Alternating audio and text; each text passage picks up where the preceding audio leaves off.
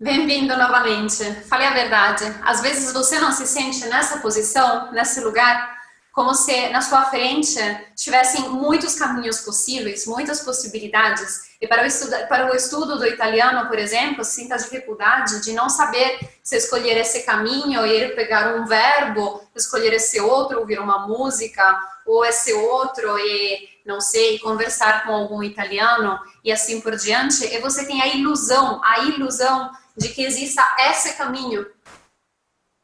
E não existe, viu?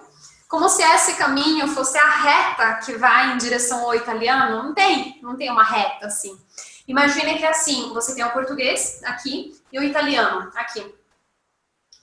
Eu acho que antes, quando eu gravei em italiano, eu fiz um percurso mais curto. Tá? Português e italiano não estão tão distantes assim, mas são dois idiomas diferentes. Então, vamos imaginar que a sua bagagem atual do português e de todos os idiomas que você já fala, seja essa, tá? E você está fazendo um caminho, um percurso que vai em direção ao italiano. Então, infelizmente, não tem um caminho só, não tem um percurso tão retinho. Tem mais um monte de percursos, todos estranhos. E cada um tem um percurso diferente. O meu caminho pode ser esse. E o seu caminho vai ser esse outro.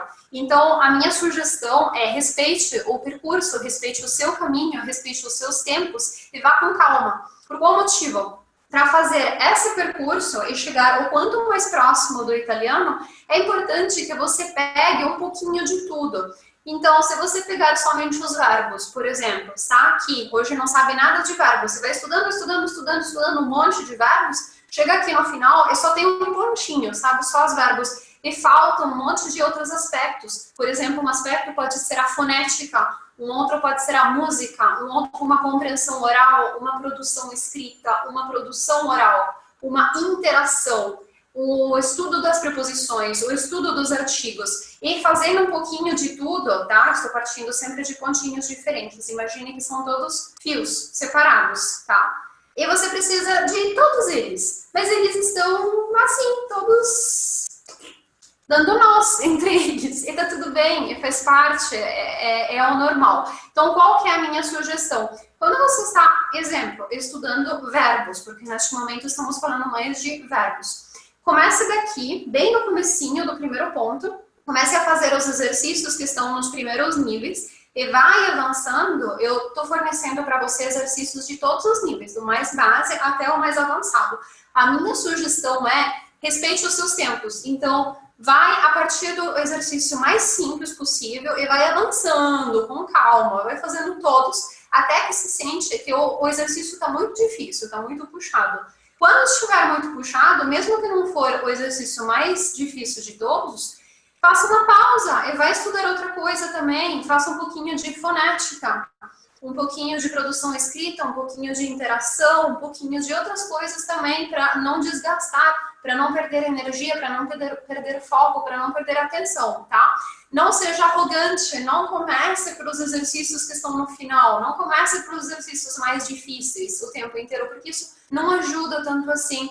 Às vezes, aquela ideia maluca de que eu estou no nível B2, então preciso usar somente materiais de nível B2. E se eu não conseguir entender um exercício de nível B2, ai meu Deus, significa que eu esqueci tudo? É uma loucura completa, gente. Isso não faz sentido, não é assim que funciona. Não é, o ser humano não é um computador que vai, tipo, trenzinho, fazendo uma coisa tão certinha assim. Tá? Até hoje eu tenho dúvidas de português que são de nível super base, tá? É normal, não, isso não quer dizer nada. Você está num nível muito avançado, tudo bem. Use os materiais de nível avançado, mas faça sempre uma revisãozinha daquilo que é base para respeitar os seus tempos e tente usar sempre materiais de tipos diferentes. Aqui dentro dessa plataforma eu vou pedir para você realmente respeitar os seus tempos, a sua vontade de estudar. Então vai selecionando os exercícios que para você fazem mais sentido, que são mais interessantes, que chamam mais atenção. Você não precisa nem respeitar exatamente a ordem que eu estou propondo para você, tá?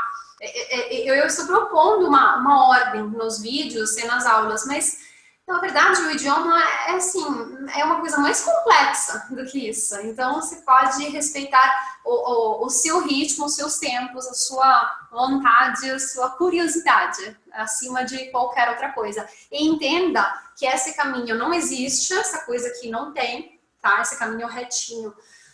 Não é assim, na verdade, o seu caminho vai ser assim e você precisa respeitar ele, tá bom? Até a próxima, bom estudo!